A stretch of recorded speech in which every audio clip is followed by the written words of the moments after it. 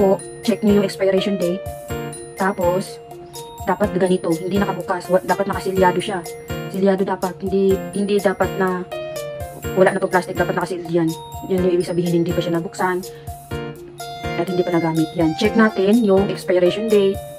Since hindi natin nabasa itong instruction niya sa likod, pwede nyo pong i-google para just to make it sure na pwede sa alaga nyo. Google nyo, kasi meron naman itong instruction sa Google at may explanation pa. Yan. Yan.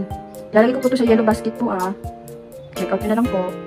Tsaka, make sure po na pinapa-check up natin yung mga alaga natin kung may sa mata, may problema or may something sila sa mata.